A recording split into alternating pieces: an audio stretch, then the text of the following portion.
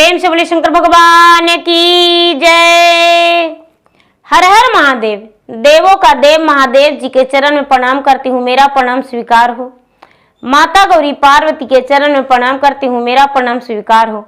गणपति ललनमा के चरण में प्रणाम करती हूँ, मेरा प्रणाम स्वीकार हो। सब देवी देवताओं के चरण में प्रणाम करती हूँ, मेरा प्रणाम स्वीकार हो। गुरु भाई बहना, मैं कथा सुनाने जा रही हूँ। इस कथा को पूरा सुनिए और रहस्य जानिए। आदि नहीं आदि सुनने में से गुरु का अपमान होती है, पूरा सुनने में भगवान दया करते हैं, कृपा करते हैं, पुत्रों की रक्षा करते हैं। इसलिए कथा को पूरा सुनिए और रहस्य जानिए। हर हर महादेव, घर घर महादेव। गुरु भाई बहना, एक समय की बात है, एक राज में एक राजा रहा करते थे। वो राजा सिंगलदीप नगरी के थे। सिंगलदीप जो है बहुत बड़े राज था और उस नगर में एक भीमसेन का नाम का एक राजा रहा करते थे। उनकी एक कन्या थी। वो कन्या शिकार करने में बहुत तेज थी। घोड़ा दौड़ाने में उसे बहुत मन लगता था। कोई भी कार्य में मर्दों वाला कार्य किया करती थी। उसका पिता जो थे भीमसेन बहुत प्रसन्न रहते थे अपने पुत्री पर। और पुत्री जो थी उसका नाम माल्यावती था। माल्यावती हर कार्य में बहुत मन से किया करती थी। धीरे धीरे समय बीत रहा था। अपने पिता को एहसास नहीं होने देती थी कोई कार्य के लिए। एक दिन का बात है कि माल्यावती घोड़ा दौड़ाने घोड़े सवार होकर जंगल की ओर जा रही थी। जाते जाते जाते जाते अपने घोड़ा हंसराज से कहती है कि हे हंसराज, तू कितना दूर तक आज जाएगी, हम अवश्य ही देख लेंगे। तू चलो मेरे साथ। घोड़ा दौड़ने लगा। दौड़ते दौड़ते दौड़ते दौड़ते दौड़ते बहुत दूर जंगल में चला गया। बहुत दूर घना घोर जंगल था। वहां पर माल्यावती घोड़े रोककर एक वृक्ष में बांध दी और पैदल ही यात्रा तय करने लगी, यानी घूमने लगी। घूमते घूमते घूमते घूमते देखती है कि एक बहुत ऊंचा मिट्टी का ढेर है। देखती है कि हीरा मोतियों की तरह वो मिट्टी का ढेर चमक रहा है। पास में गई है तो कहती है, अरे तो दीमक लगा हुआ है। चारों ओर देखती है तो आगे से देखी तो देखती है कि अरे दो हीरा मोतियों की तरह क्या चमक रहा है। लेकिन एक तिनका लेकर जो उसे हीरा मोतियों की तरह दिखाई दिया उसको खोदने लगा। सीख से खोदने लगी और जब खोदने लगी तो दोनों आंख था। एक तपस्वी मुनि थे, ब्राह्मण थे, सन्यासी थे, हजारों वर्ष से लगातार तपस्या में लगे हुए थे। ना ही तो उनका मृत्यु हो रहा था और ना ही तो उठ रहे थे। वो चल फिर भी नहीं रहे थे, सिर्फ तपस्या में भगवान के लीन थे। उनका शरीर में पूरा दिमक लग गया था। पूरा शरीर में उनका दिमक लग गया था। आंखें जो था, आंखें से सिर्फ आगे दिख रहा था, बाकी शरीर में दिमक लग के पूरा ढेर बना दिया था। उनका शरीर का एक वस्त्र नहीं था, हड्डियां में मांस नहीं था, लेकिन फिर भी वो जिंदा थे। जब माल्यावती सीख लेकर उनका आंखें में खोदने लगी तो उन्हें, उस माल्यावती को लगा कि इसमें लगता है कोई जान है, इसमें कोई आवाज है। लगा कि दर्द सा महसूस हो रहा है, इसके अंदर पीड़ित हो रहा है। और वो घबरा कर माल्यावती वहां से हट गई। उस तपस्वी को, ब्राह्मण को दोनों आंख फूट गया इसके तिनके के सहारे, लेकिन शरीर में दीमक लगा हुआ था। तो ये दीमक को नहीं छोड़ाई और वहां से आगे बढ़ गई। माल्यावती के साथ बहुत सारे सैनिक थे और माल्यावती भी साथ में थी। सब सैनिक जो थे वो घोड़े सवार थे। वहां पर क्या हुआ कि सब सैनिक को उस तपस्वी के दुखी होने के कारण सारा को मलमूत्र बंद हो गया, किसी का भी मलमूत्र नहीं होने लगा। सारा सैनिक जो है वो पूरे दुखी हो गए। अब उनका तो मलमूत्र होना बड़ा मुश्किल हो गया। घर लौटते लौटते सब पीड़ित हो गए। राज में सिंगलदीप नगरी में आते आते सब पीड़ित हो गए। कोई कह रहे हैं कि मेरा तो पेट दर्द कर रहा है, कोई कह रहे हैं मेरा बदन टूट रहा है, कोई कह रहे हैं कि मेरा आंखों से दिख नहीं रहा है, कोई कह रहे हैं मेरा पांव हाथ दुख रहा है। अब अनेक प्रकार के सब दुख पीड़ित हैं, दुखी हैं, पीड़ित है। माल्यावती भी दुखी हो गई। उसके मन में डर सा बैठ गया। घोड़े हाथी जो था सब दुखी हो गया, सब बीमार पड़ गया। ये सब वो ब्राह्मण के कारण हुआ, जो तपस्वी हजारों वर्ष से तपस्या में लगे हुए थे ब्राह्मण, और उनके शरीर में दीमक लगा हुआ था। अब होता है क्या, जो राजा हैं सिंगलदीप का भीमसेन, वो पूरे घोड़े से हाथी से सेना को लेकर सबको इलाज करवाने लगे। डॉक्टर वैद्य आए, लेकिन कितना हुई इलाज करवाने पर घोड़े हाथी का भी मलमूत्र नहीं हुआ। सभी सेना भी पीड़ित थे, किसी का बीमारी ठीक नहीं हुआ। अब राजा साहब जो थे बड़े परेशान हो गए, बड़े चिंतित रहने लगे। अब जितने सैनिक घोड़े हाथी, जहां तक के कि माल्यावती भी व्याकुल हो गई। राजा साहब बड़े चिंतित थे, दुखी थे। तो मंत्री सलाहकार जो थे कहने लगे भीमसेन को कि हे राजा साहब, क्या मैं एक सलाह दूं? राजा साहब बोले कि भाई जो भी कहना है जल्दी से कहिए, और नहीं तो मेरा सारी सैनिक मर जाएंगे और मेरा घोड़े हाथी सब मर जाएंगे। सलाहकार जो थे वो बोले कि देखिए, ब्राह्मण को गुरु को बुलाकर और दिखवाइए, कुछ तो कारण हुआ होगा। राजा साहब तुरंत ही ब्राह्मण को बुलवाए और पोथी पत्रा दिखाने लगे। ब्राह्मण कोई भी नहीं बता सके। उसी राज्य में एक बूढ़ा ब्राह्मण थे, उनका करीबन 200 वर्ष उम्र था। उन्हें बुलाया गया। जब उन्हें बुलाया गया तो वो आए, बूढ़ा ब्राह्मण, और आकर राज दरबार में बैठे और कहने लगे कि हे राजन, कहने की तो बहुत बड़ी बात है, मैं क्या कहूं। कहते हुए मुझे बहुत दुख हो रहा है।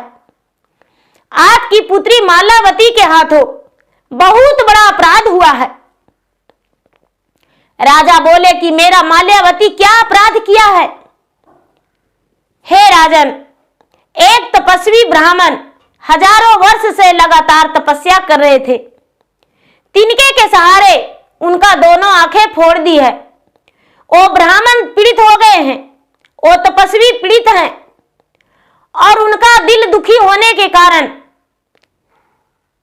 आपके साथ ऐसा हो रहा है। राजा साहब कहने लगे कि तो कोई उपाय बताइए जिसमें ये समस्या का हल हो।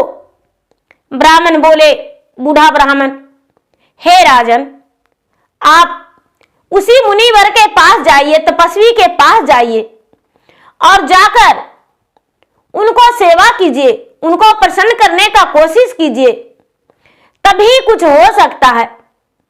राजा साहब अपने सैनिकों के साथ जाने का कोशिश किए। इस बात को पता चला, माल्यावती आई राजा के पास, अपने पिता के पास बैठी और बोली, पिताजी क्षमा कर दीजिए, ऐसा गलती मेरे ही हाथों हुआ है, और आप जो दंड देंगे वो मैं दंड भुगतने को लिए तैयार हूं। पिताजी, मैं तो सोचा कि ये क्या चीज का ढेर है, और मैं देखा तो उनका आंखें जो था तारे की तरह चमक रहा था, और मैं एक तिनके के सहारे उनका आंख में फोड़ दिया। पूरा दिमाग लगा हुआ था। हमें समझ में नहीं आया कि इसके अंदर कोई व्यक्ति है। भला कोई तपस्वी ऐसे कैसे हो सकते हैं जिनका शरीर में दीमक लग जाए? पिताजी मुझे क्षमा कर दीजिए।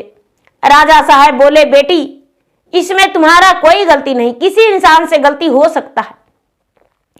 राजा साहब अपने मंत्री के साथ उस सन्यासी के पास गए और सन्यासी को पूरे शरीर से दीमक को धीरे धीरे धीरे धीरे पानी लेकर धो दिए। उनका शरीर से पूरा दीमक खत्म हो गया। अब वो सन्यासी के पूरा सिर पर हड्डियां ही बच रहा था, पूरा शरीर का मस सब खत्म हो चुका था। फिर भी उनके अंदर आत्मा जो था वो आवाज निकल रहा था। राजा बोले कि हे महात्मा, हे सन्यासी बाबा, हे तपस्वी बाबा, मैं आपको क्या सेवा करूं? तपस्वी कहते हैं कि आप मेरा सेवा क्या करेंगे? मेरा दोनों आंखें तो फूट चुका है। अब यही चाहते हैं कि मेरे पास कोई ऐसा व्यक्ति हो जो मेरा सेवा करे और सेवा करके मेरे साथ पूरे समय तक रहे। ऐसा बात कहकर राजा साहब से सन्यासी बोले। जब ऐसा बात सन्यासी बोले तो राजा साहब कहते हैं कि हे महाराज, आपके लिए मैं कई दासियां, कई नौकर यहां पर विराजमान कर देंगे। आपके सामने हम भी चाहे तो रोज आकर मिल लेंगे, आपका 1 घंटा सेवा कर देंगे। वो तपस्वी कहते हैं कि नहीं राजन, नहीं, मैं इससे संतुष्ट नहीं हूं।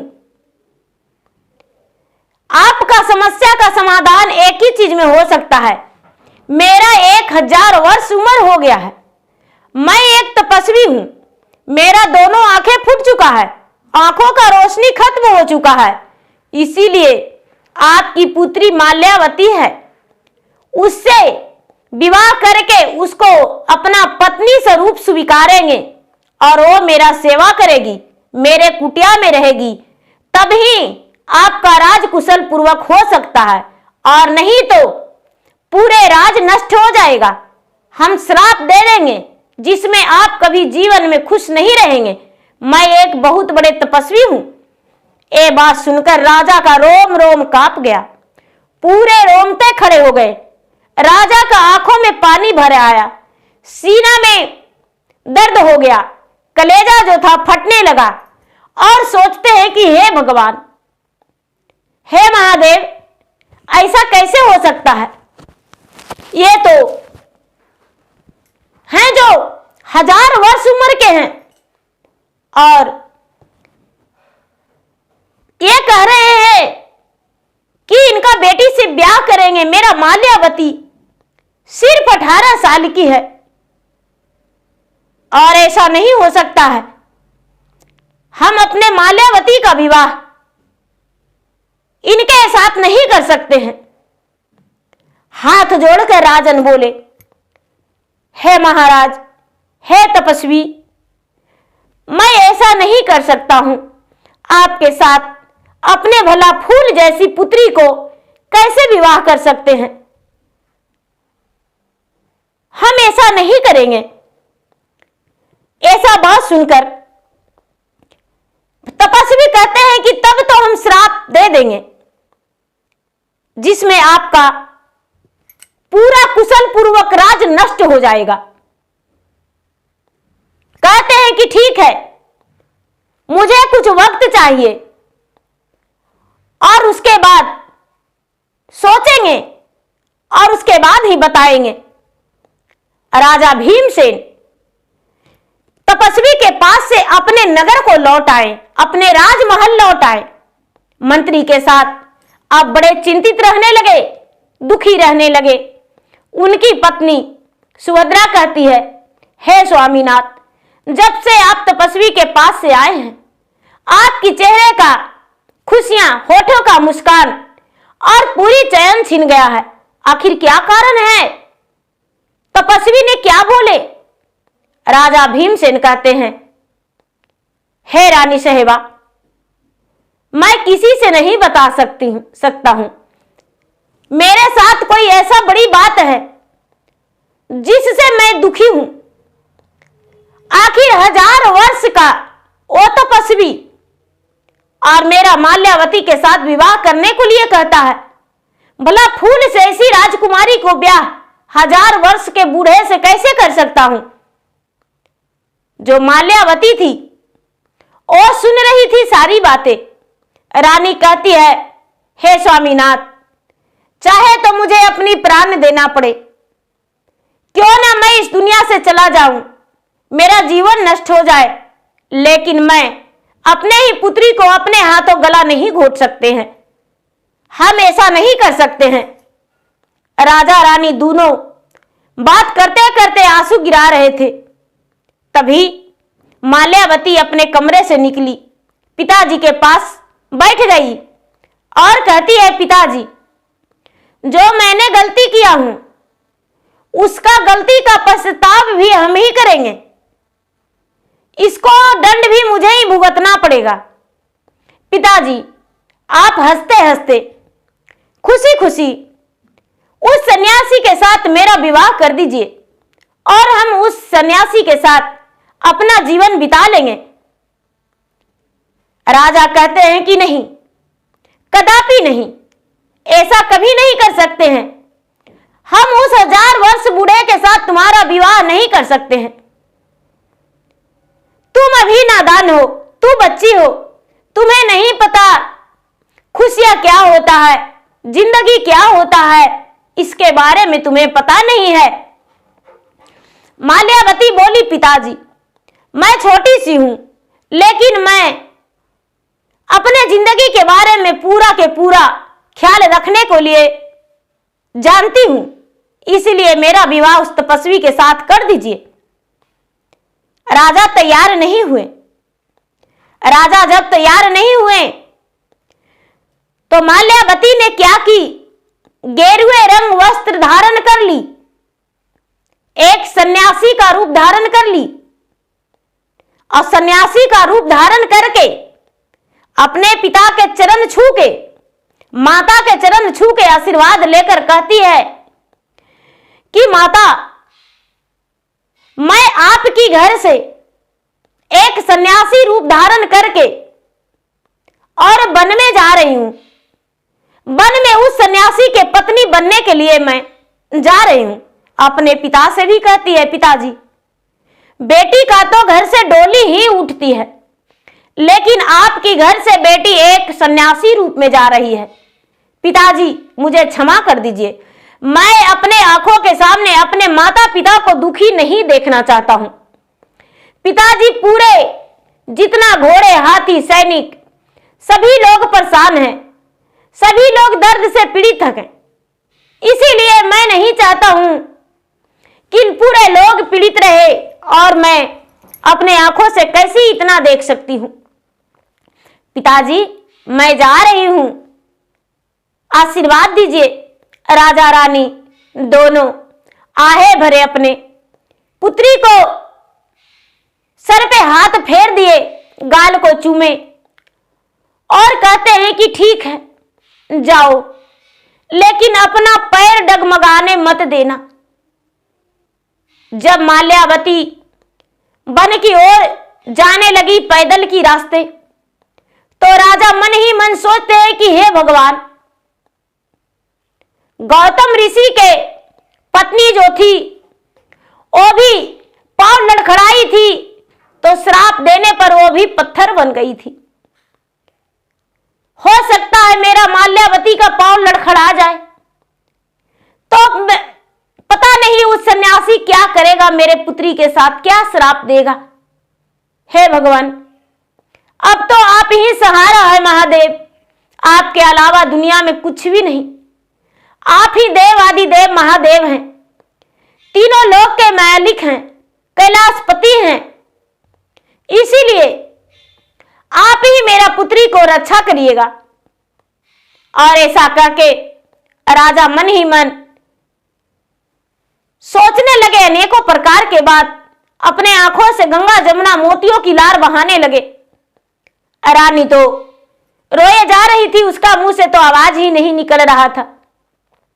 माल्यावती धीरे धीरे धीरे धीरे धीरे नंगे पांव एक सन्यासी का वस्त्र में उसी वन में तपस्वी के पास पहुंच गई और जाकर तपस्वी से कहती है कि हे तपस्वी, हे सन्यासी, आपके साथ मैं बहुत गलत किया हूं और मैं चाहती हूं कि आपके सेवा करके और मैं पूरे समय जीवन आपके साथ बिताऊं। आप मुझे पत्नी स्वरूप स्वीकार करें। तपस्वी कहते हैं कि आज मेरा जीवन का सफल मिल गया, आज मैं बहुत खुश हूं। तुम्हारे जैसा राजकुमारी मेरा पत्नी स्वरूप बन गई। अब तो तुम्हारे जैसा लगता है कोई नहीं सुंदरी होगा और विश्वासी होगा। तू तो सती बन के मेरे साथ आ गई हो, लेकिन अपने पांव को लड़खड़ाने मत देना, सन्यासी रूप ही बन के रहना। अब माल्यावती प्रतिदिन उस सन्यासी को स्नान करवाती, स्नान करवा के उन्हें बड़े प्रेम से वस्त्र पहनाती, उनको मुख में भोजन करवाती, उन्हें चरण दबाती, उनका पंखे झेलती। अब उनका पूरा सेवा करने लगी, सेवा में कोई कसर नहीं छोड़ी। कभी कभी याद आता तो उसे लगता कि हे भगवान, मैं इस वन में सन्यासी का एक पत्नी बन गई हूं।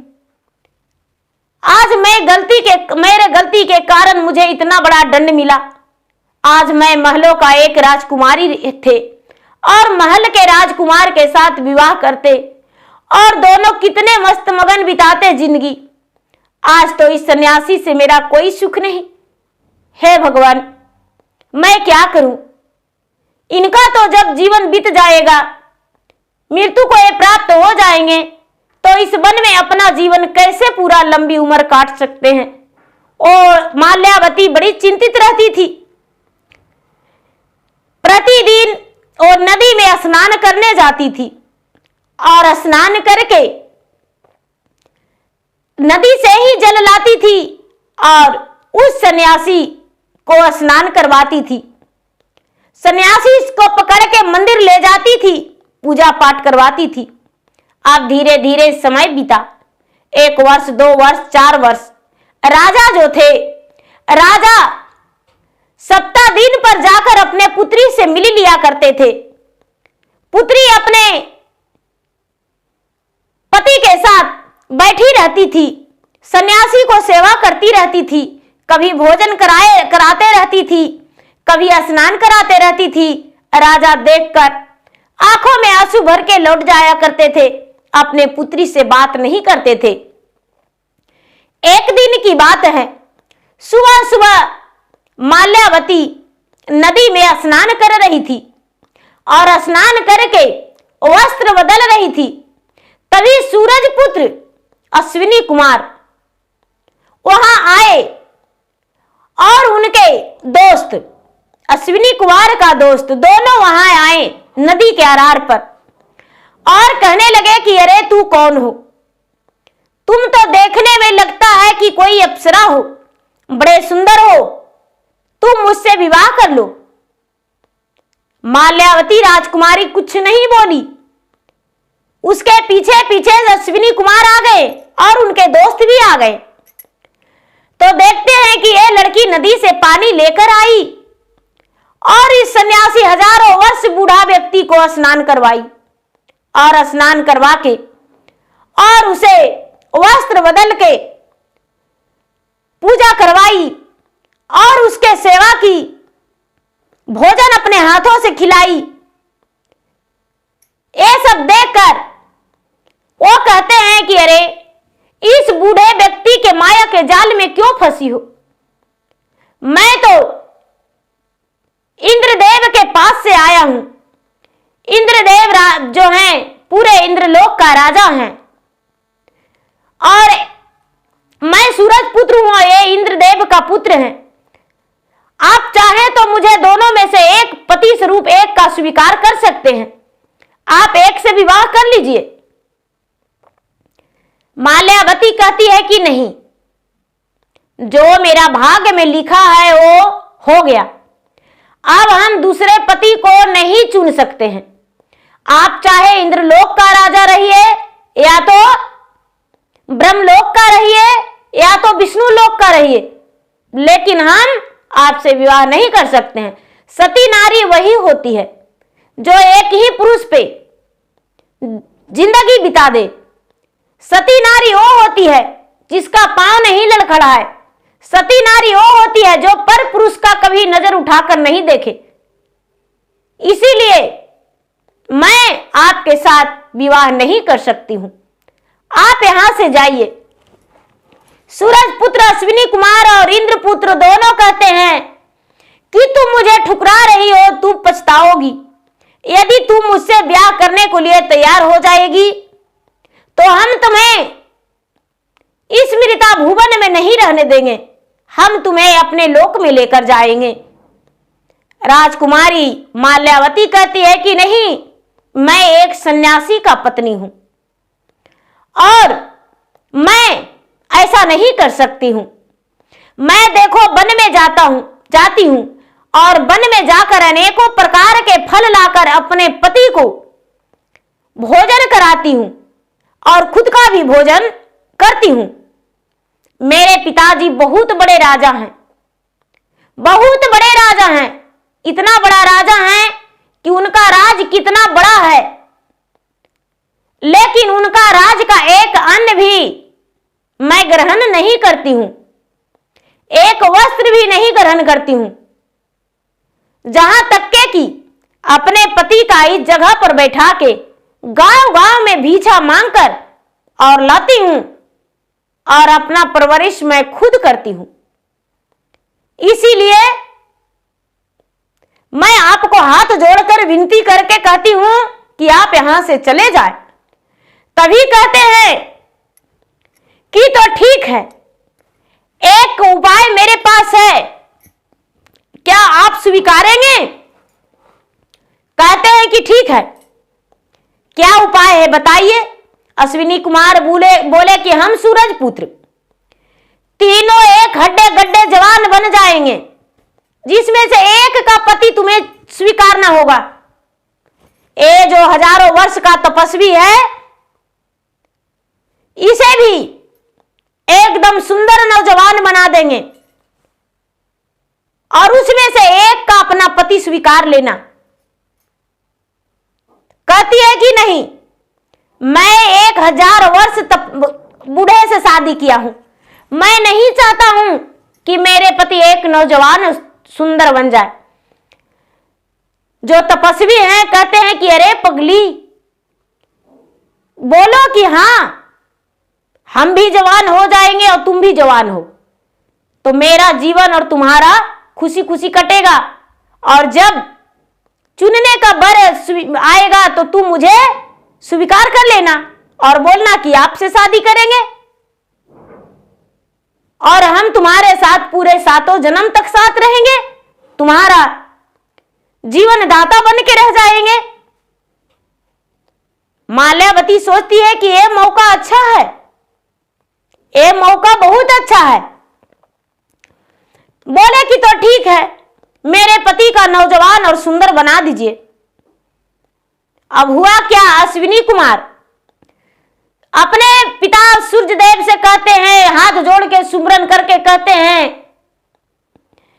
कि मैं 3 हूं और तीनों का इतना सुंदर नौजवान बना दीजिए, इतना सुंदर नौजवान कि तीनों का एक ही रूप, एक ही अंग जैसा शरीर हो और एक ही तरह वस्त्र हो, ऐसा होना चाहिए। हे इंद्र महाराज, आप ऐसा कीजिए कृपा करके कि तीनों का हूबहू सूरत मिले, कोई फर्क नहीं।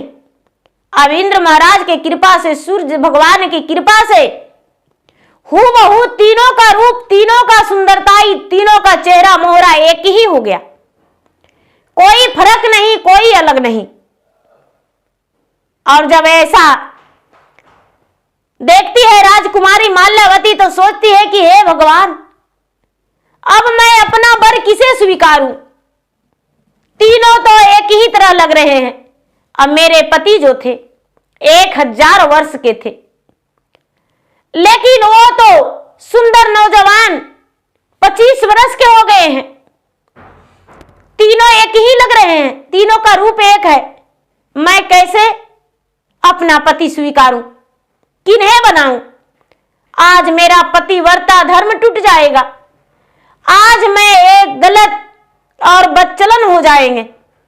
मैं किसके हाथ थामूं? अब भगवान भोलेनाथ के ध्यान लगाती है माल्यावती और कहती कि हे भगवान, आप ही मेरा वर चुनने में मदद कर सकते हैं। आप ही मेरा सहायता कर सकते हैं, जिसमें मैं अपने पति को चुनने में, पहचानने में सक्षम हो जाऊं। हे भोलेनाथ, आप मेरा सहायता करें। माता सरस्वती से कहती है कि हे माता सरस्वती, आप तो ज्ञान दाता हैं, आप तो ज्ञान के भंडार हैं। मेरे मन में ऐसा ज्ञान हो कि मैं अपने पति को चुनने में, पहचानने में सक्षम हो जाऊं और मैं कभी दूसरे को ना चूज कर लूं, दूसरे को ना चुन लूं। हे माता सरस्वती, आप मेरा मदद करें। हे माता नौ देवी, आप तो जगत जननी हैं और आप जो है सबको मदद करते हैं। मां, आज आप मेरा मदद कर दीजिए माता। यदि आप मदद नहीं करेंगे तो आज हम गलत कर बैठेंगे और मेरा पतिव्रता धर्म, मेरा सतीव्रता धर्म टूट जाएगा, हम बिखर जाएंगे। यदि ऐसा हुआ मां, तो हम अपना प्राण को त्याग देंगे। हम अपना प्राण इस पृथ्वी पे नहीं रखेंगे। मेरे साथ यदि गलत हो गया तो दीदी अब ऐसा कह के आंखें खोली तो जो उसको सच्चे तपस्वी जो पति थे उसी का हाथ जाके थाम ली, और जब उसी का जाके हाथ थाम ली तो जो अश्विनी कुमार हैं वो कहते हैं कि हे माल्यावती राजकुमारी, तूने सच्चे स्त्री हो, सती हो और धर्मी हो। महाराज इंद्र, महाराज सूर्य और भगवान भोलेनाथ मुझे तुम्हारा परीक्षा लेने के लिए यहां भेजे थे। हम तुम्हारा अग्नि परीक्षा लेने यहां आए थे और अग्नि परीक्षा में तू सफल हुई। तेरा तपस्या से पूरा इंद्रलोक, सब देवी देवताओं सब प्रसन्न थे, इसीलिए तेरा तपस्या पूरा हुआ। तू पतिव्रता धर्म निभाने में सफल हुई। अब देखो तुम्हारा पति का नेत्र भी वापस आ गया है। अब तुम्हारा पति जो एक है सुंदर नौजवान हो गए हैं। ये तो 1000 वर्ष के बूढ़े वृद्ध थे, लेकिन अब इनका कोई बूढ़ा नहीं कर सकता है। अब इनके साथ तू खुशी जीवन बिता सकती हो। अब तुम गांव-गांव में भीख मांगने नहीं जाओगी। अब तुम इनके साथ अपना जीवन सुखी से बिता सकती है, कहीं भी रह सकती हो। ये जो माल्यावती थी, अश्विनी कुमार का और इंद्रपुत्र का दोनों का पांव छुई। दोनों का जब पांव छुई तो कहते हैं कि ठीक है, हम फिर कभी मिलेंगे।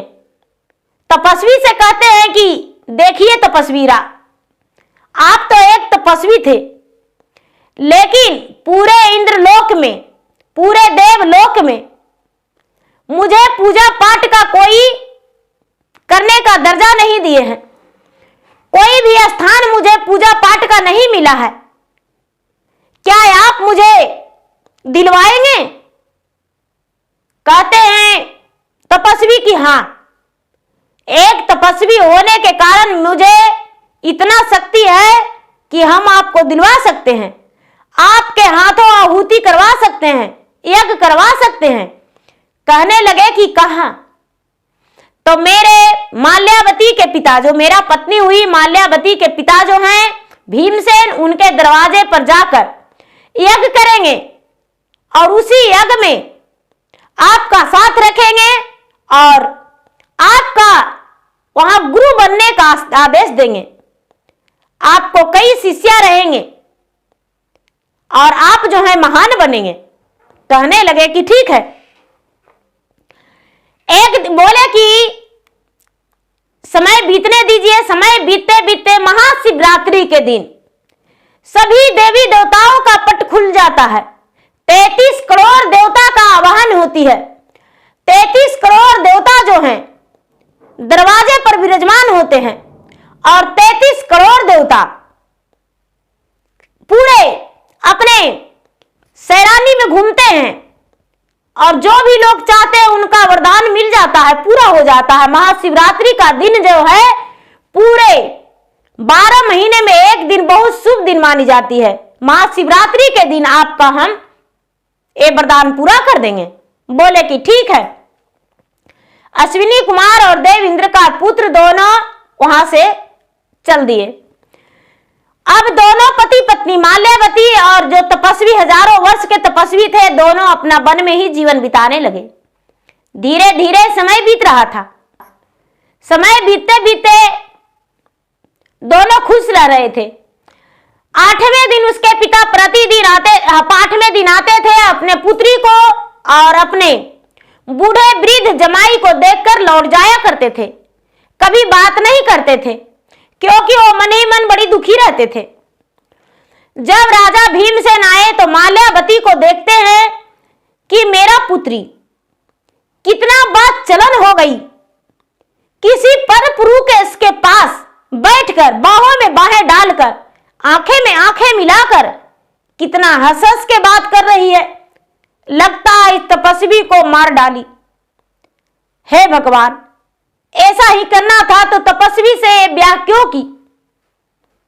नाराज होकर और अपने हाथ में तेगा जो था, तेगा लेकर अपने पुत्री पर जाकर उसा दिए और कहने लगे कि अरे माल्यावती कुकर्मी निष्कर्मी, तू एक पापन है।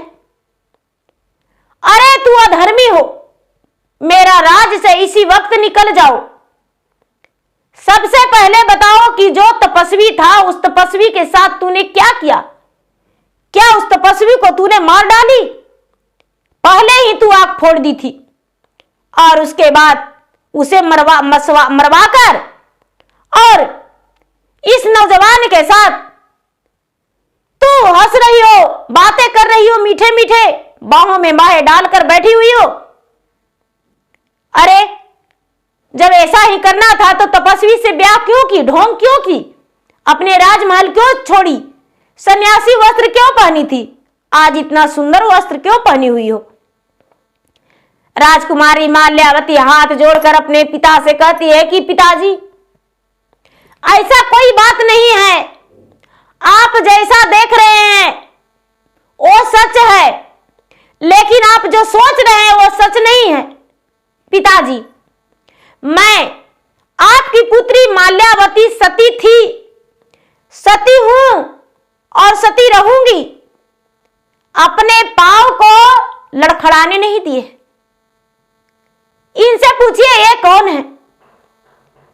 अब माल्यावती के पति कहते हैं कि राजन, मैं वही तपस्वी हूं जो आपकी पुत्री एक तिनके से मेरा आंखें फोड़ डाली थी और आपका घोड़े, हाथी, सेना, सिपाही सबका मलमूत्र बंद हो गया था। फिर भी राजा भीमसेन मानने को लिए तैयार नहीं थे। सिंगलदीप के राजा मानने को लिए तैयार नहीं थे। कहते हैं कि नहीं, मन गढ़ंत बातें हम मानने को लिए तैयार नहीं हूं। तुम दोनों का सर से धज अलग कर देंगे, काट देंगे हम, लेकिन ऐसा गलती नहीं होने देंगे। उनकी पुत्री सारी बातें कह सुनाई और तपस्वी जो थे कहने लगे कि हे राजन, मैं वचन दिया हूं कि महाशिवरात्रि के दिन आपके दरवाजे पर यज्ञ करवाएंगे और अश्विनी कुमार के हाथों यज्ञ होगा। इंद्रपुत्र जो हैं उनके हाथों से यज्ञ होगा और आप उनका शिष्य बनेंगे, आपका वो गुरु बनेंगे। उनका पूरा इंद्रलोक में कभी कहीं स्थान नहीं दिया हुआ है,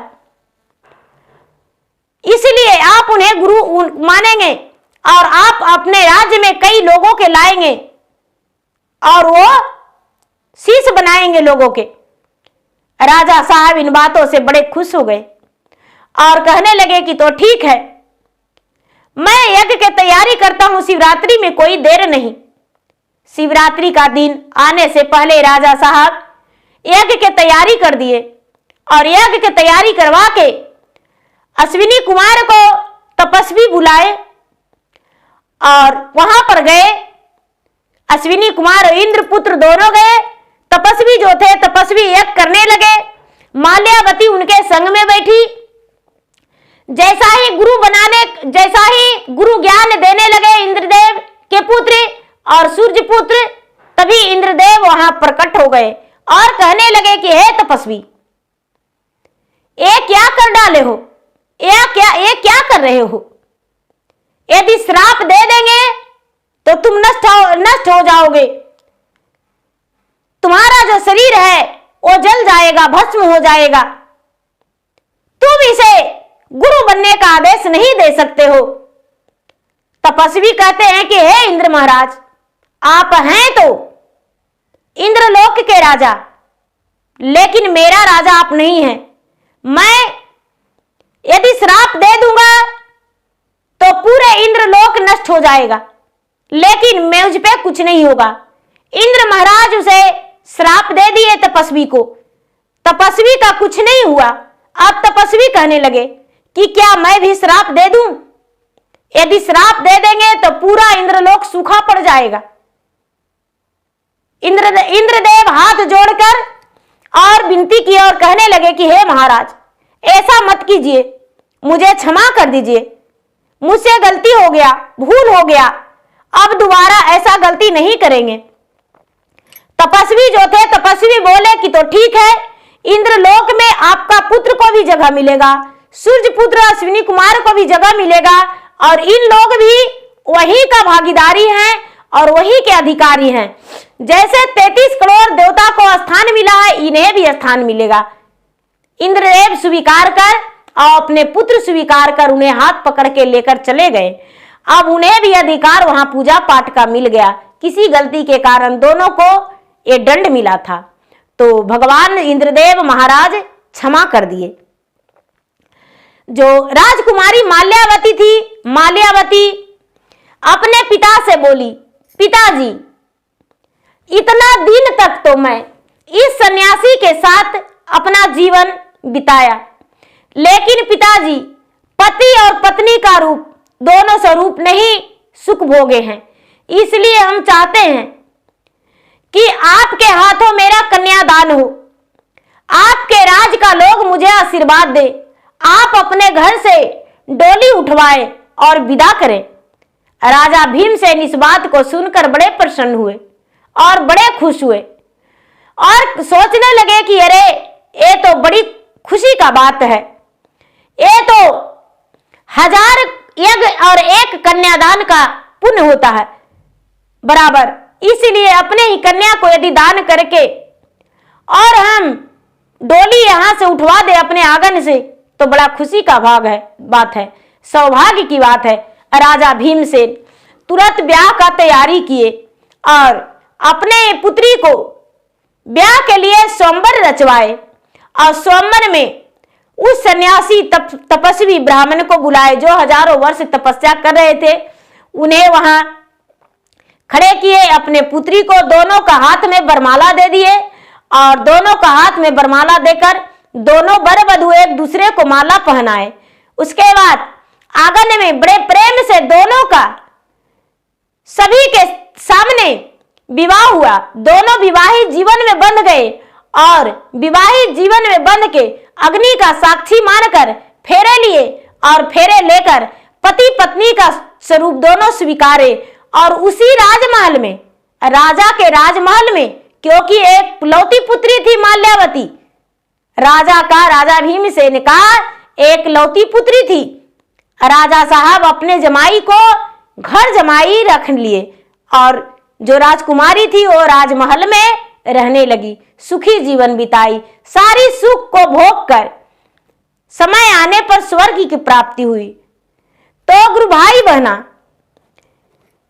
एक राजा की बेटी होकर हजारों वर्ष बूढ़े के साथ विवाह की।